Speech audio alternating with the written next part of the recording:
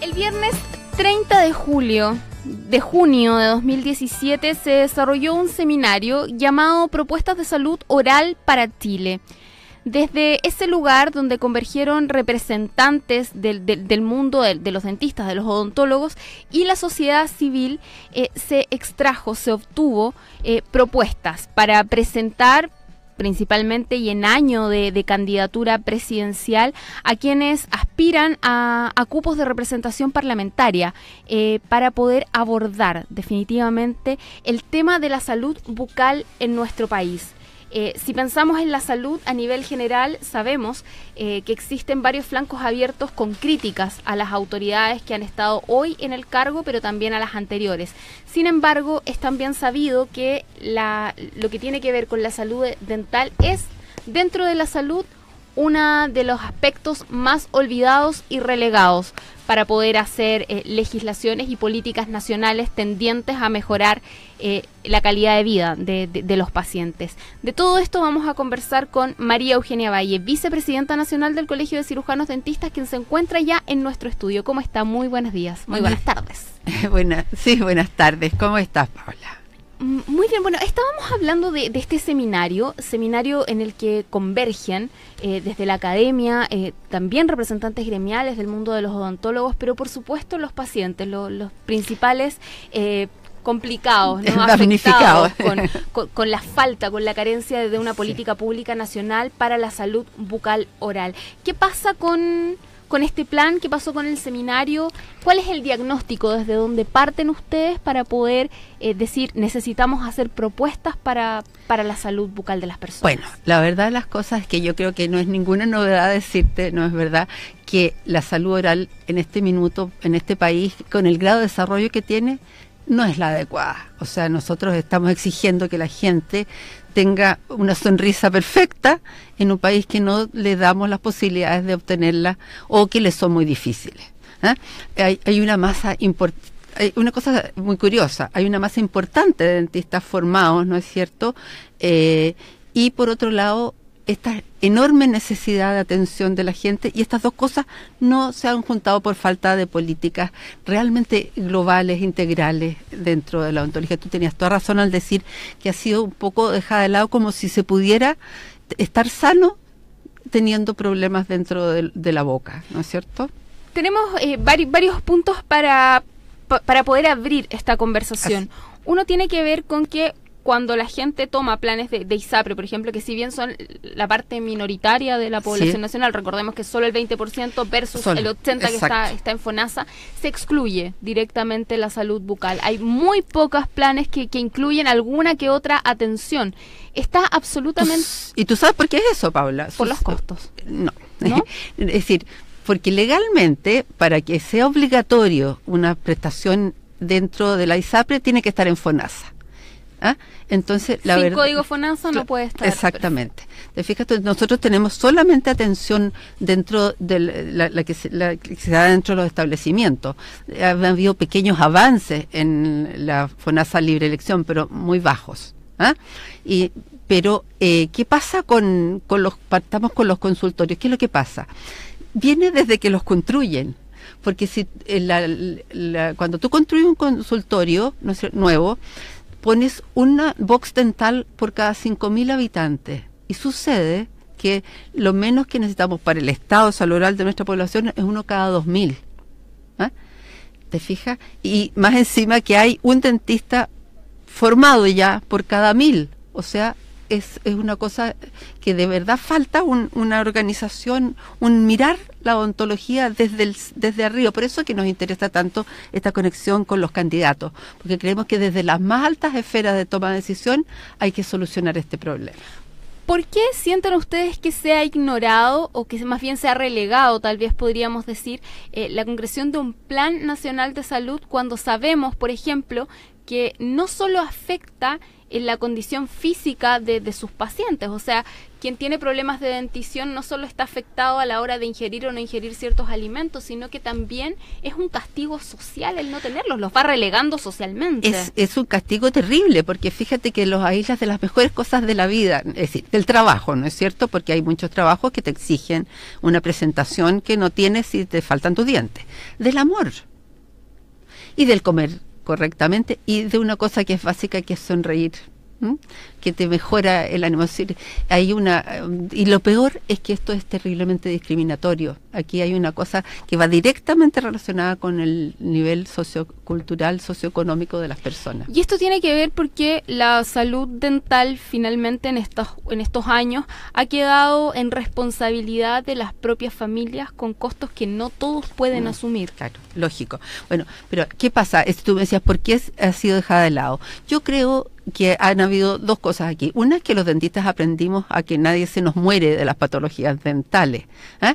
Y otra es que hasta el minuto, ¿no es cierto?, no se le había tomado, porque también el tema de la salud mental está bastante relegada, ¿no? Porque lo que afecta el tener problemas dentales es la salud mental, ¿eh? Esta gente que sonríe tapándose la boca, o que no sonríe definitivamente, o que se siente disminuida ante los posibles pretendientes, ¿no? Es precisamente una afectación directa a su salud mental. Hay una ligazón fuerte ahí. Así es que nosotros pensamos que esto tiene que cambiar. Chile ya tiene un per cápita suficiente como para que no tengamos que tener una población en esas condiciones. ¿Hay algún catastro nacional que indique cuál es la cantidad de personas, de chilenos o chilenas, afectados por problemas dentales? Mira, es decir, hay y no hay. Nosotros tenemos estudios más o menos antiguos. Precisamente el doctor Gamonal hizo uno en adultos. En niños sabemos bastante de la situación de los niños, y en los últimos estudios que ha hecho la Universidad Católica hay una aproximación, ¿no? Pero lo que te puedo decir es que es una cosa gradual, empieza a subir con la edad, ¿no es cierto? Y al final de la vida, la cantidad enorme de personas que tienen daño en su salud bucal. De partida, nosotros sabemos que el 90% de la gente tiene problemas en sus tejidos blandos, en las encías, en el periodoncio, en los problemas de sujeción. Y también alrededor al final de la vida, alrededor del 90% también ya presenta caries. Como te digo, desgraciadamente es un ascensor que nosotros suponemos que hay que saberlo frenar a tiempo, ¿no? Porque cuando la gente dice es cara la odontología, no sería así de cara si pudiéramos estar frenando las patologías cuando recién inician, ¿no es cierto? Si tú tienes un resfrío, ¿no es cierto?, y tomas vitamina C, aspirina y te vas a la cama un par de días, te sale barato. Pero si te sigues sin cuidar y te da bronconeumonía, te sale caro. Bueno, esto pasa con la salud oral. Vamos cuando ya es muy tarde y el tratamiento que hay que hacer es muy invasivo. Exacto. Y bueno, los materiales insumos de la odontología no se fabrican en Chile prácticamente, entonces son importados, tienen costos altos, y así empieza a suceder. Recordar que estamos conversando con María Eugenia Valle, vicepresidenta nacional del Colegio de Cirujanos Dentistas. María Eugenia, una vez hecho el diagnóstico, ¿cuáles son las propuestas? Bueno, eso fue lo que hicimos nosotros súper participativamente, para que no fuera solamente la visión de de los propios cirujanos dentistas, sino que de todos. Y tuvimos una convocatoria excelente, que esto lo inició la Facultad de Odontología de la Chile, y la verdad es que vinieron de muchas universidades. En fin, el mundo odontológico se representó muy bien, y también los pacientes. Bueno, las propuestas tienen que ver con dos factores básicos: cobertura y calidad. ¿No es verdad? Nosotros suponemos, ¿no es cierto?, que lo que más le interesa a la gente es la cobertura. Para ello hay muchas estrategias. Por ejemplo, una que a mí me parece para el mundo público muy interesante, y que eso también llevaría a que las ISAPRES tuvieran que ponerlo, es poner en todas las patologías GES, que ya esta ley existe, ya está aceptada, ¿no es cierto?, como una cosa que es parte de la situación, que en toda, es decir, en la canasta de acciones que se realizan se ponga la odontología. ¿Y esto por qué? Porque muchas de las patologías o enferman más al paciente si tiene caries, o al revés, la patología misma produce caries, ¿no es cierto? Las irradiaciones de las personas con cáncer, por ejemplo. Es decir, nosotros pensamos que es absurdo, ¿no es cierto?, que el componente de la canasta de las personas con cáncer no tenga por obligación una alta odontológica previa. Hablaba usted, bueno, de la cobertura, ¿no?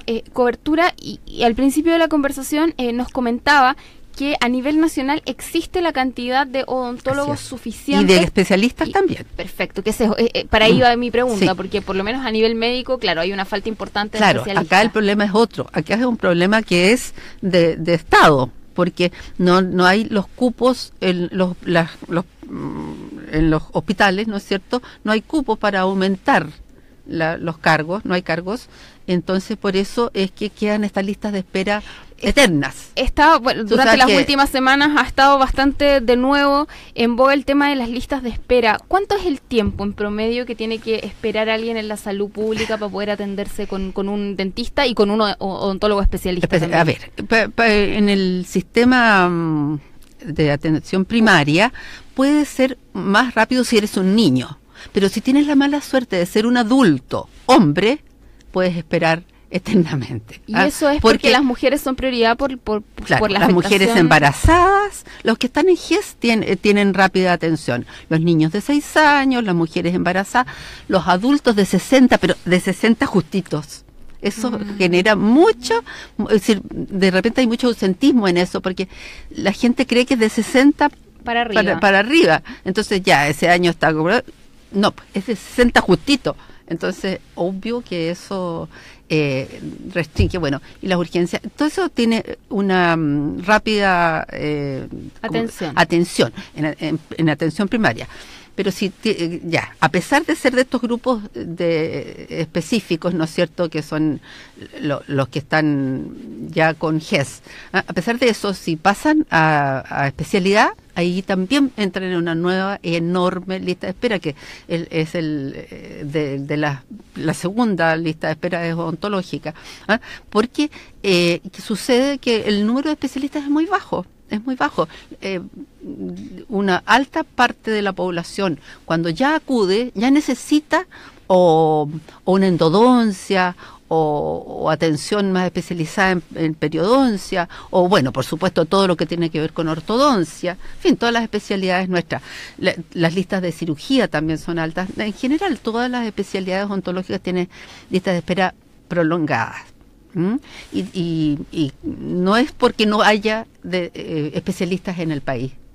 Es muy lamentable eso. Y bueno, y en estas propuestas ustedes hablan de la implementación de un examen odontológico nacional. Sí. Ahí es la segunda cosa que yo te decía, cobertura, ¿no es cierto?, que ya lo vimos, calidad, porque nosotros la formación odontológica creció inorgánicamente de 3 facultades, que obviamente era poco, pero que éramos excelentes. Mi facultad, la Universidad de Chile, ¿no es cierto?, sigue siendo a nivel mundial muy, muy considerada. Creció enormemente. Entonces, en este minuto, recién después que ha salido la primera generación de odontólogos, es voluntario si es que quieren acreditarse en las facultades. A nosotros nos parece que es obligatorio que sean acreditadas desde que inicia, para que la infraestructura, los docentes, las condiciones generales, la malla, todo sea del nivel que este país requiere. ¿Cuántas facultades hoy día dan la carrera? Facultades son 20 y tantas, pero las carreras son 36. 36 carreras de odontología a nivel nacional. Sí. Es muchísimo. Está bien, nosotros nos gusta mucho la idea que haya en regiones y qué sé yo, ¿no es cierto? Y que haya la posibilidad de estudiar la carrera a aquellas personas que les interesa.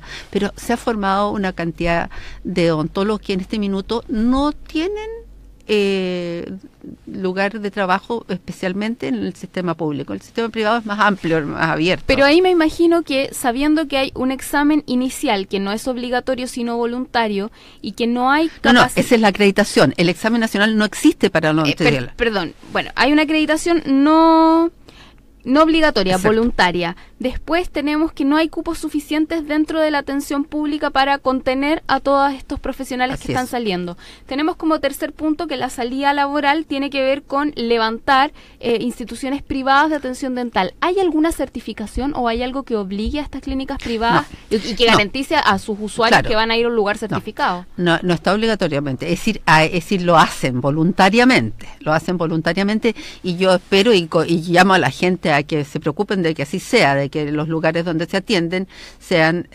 acreditados, pero no es obligatorio. ¿Y esa acreditación es ante el Ministerio de Salud o ustedes como colegio odontólogo? A ver, ahora nosotros junto con la superintendencia generamos, ¿no es cierto?, la posibilidad pero no queremos acreditar porque no queremos ser juez y parte. Perfecto. Nosotros podemos ayudar a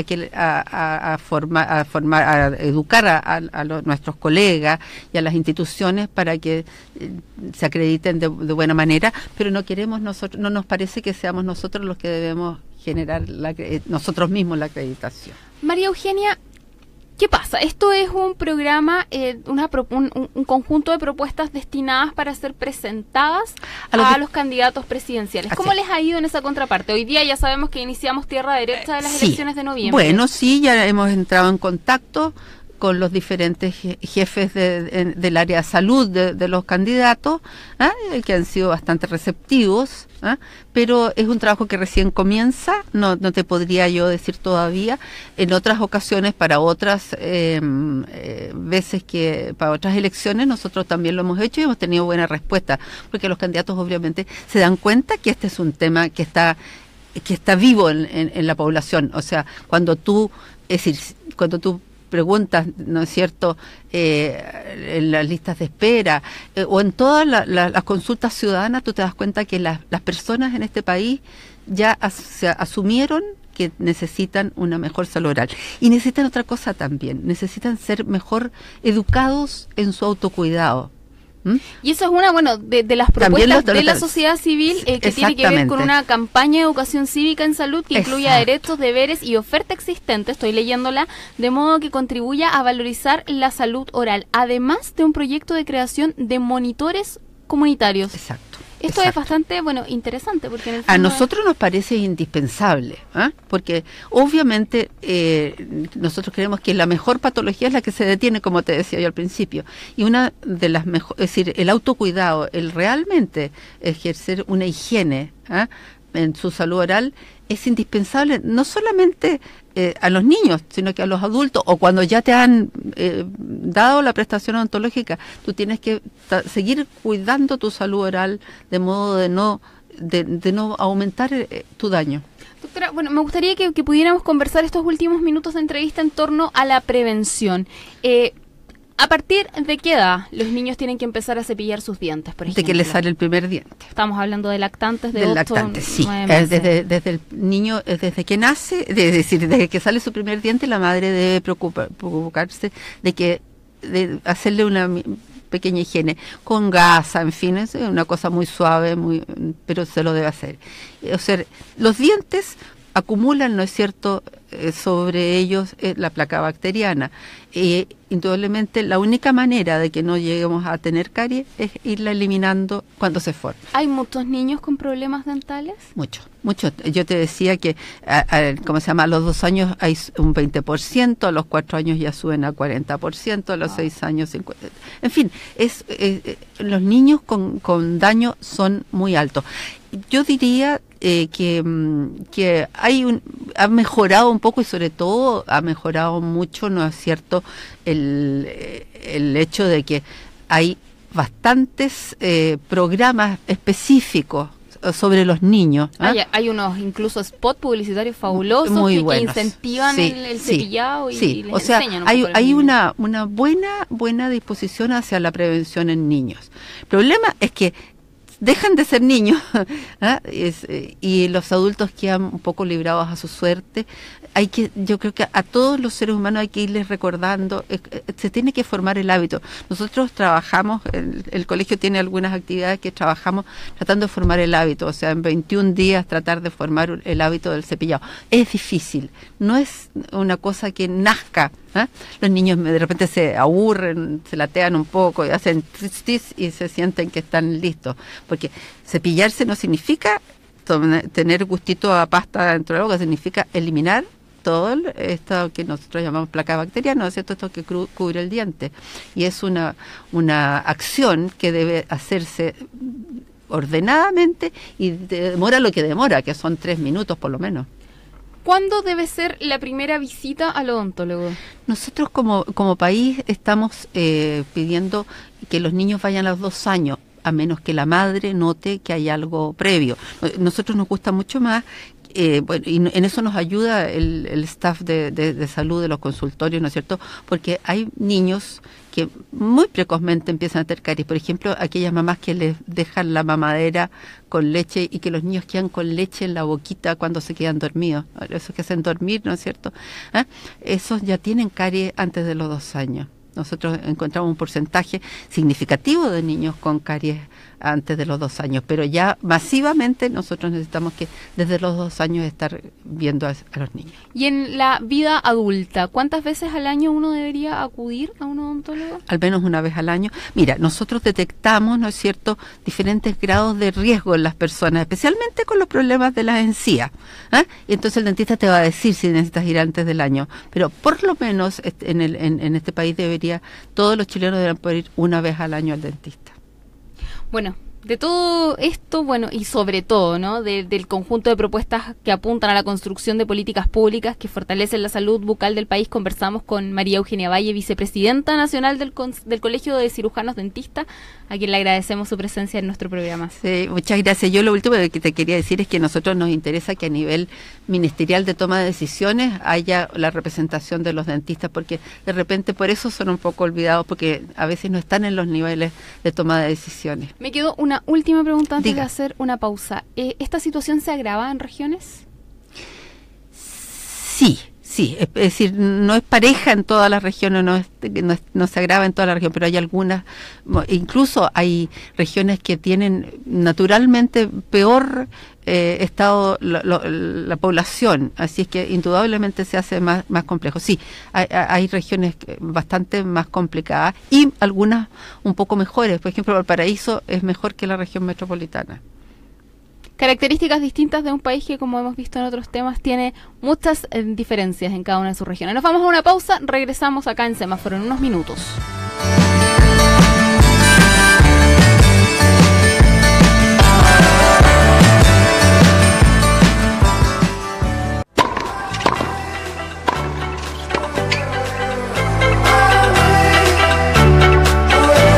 Porque la vida no gira en torno a una pelota de fútbol, sintoniza los deportes de Radio Universidad de Chile. Un espacio que da cabida a todos y cada uno de los deportes, de lunes a viernes a las 13:30 horas, con la conducción del periodista Claudio Medrano. Los deportes en el 102.5, la radio que piensa.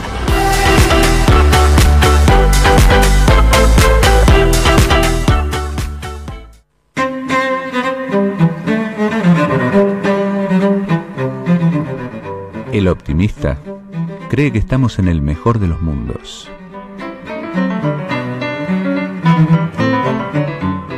Pero el pesimista teme que eso sea cierto. Para saber para dónde cambiar, lo invitamos los lunes a las 7 de la tarde a un nuevo programa del Departamento de Prensa de Radio Universidad de Chile. Pienso, luego decido. Los lunes a las 7 de la tarde.